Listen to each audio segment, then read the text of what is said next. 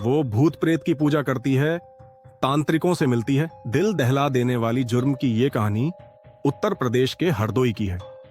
जिले के मक्कूपुरवा में बिलग्राम कन्नौज रोड पर रामश्री नाम की 65 वर्षीय महिला अपने परिवार के साथ एक झोंपड़ी बनाकर रहती थी। कुछ साल पहले उसका घर बाढ़ में बह गया था।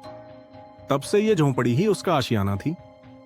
परिवार में पति, 2 बेटे और 3 बेटियां हैं। बेटे और पति खेती मजूदर हैं।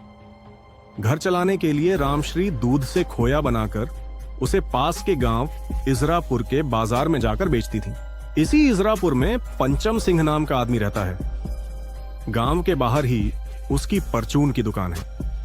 पंचम आपराधिक प्रवृत्ति वाला इंसान है और उसके खिलाफ हत्या सहित 3 मामले दर्ज हैं। हत्या के केस में उसे 2.5 साल जेल में भी रहना पड़ा था, लेकिन बाद में हाईकोर्ट से जमानत मिल गई।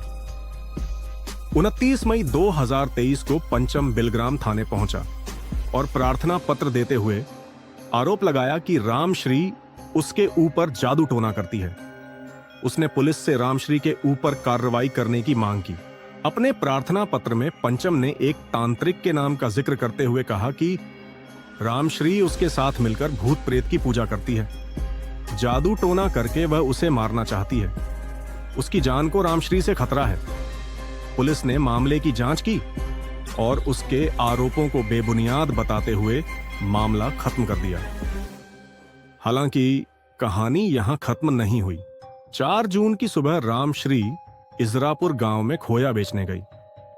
खोया बिकने के बाद सुबह लगभग 8 बजे जब वह एक अन्य महिला के साथ अपने घर लौट रही थी तो पंचम वहां पहुंचा और उसके सामने अपनी बाइक रोककर खड़ी कर दी।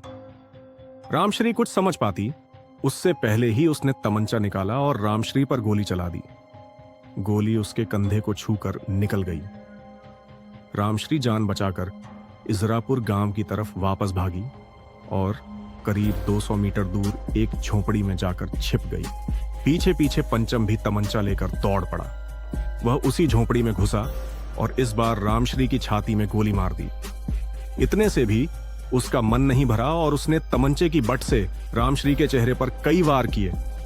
उसे तड़पा तड़पाकर मारने के बाद पंचम मौके से फरार हो गया।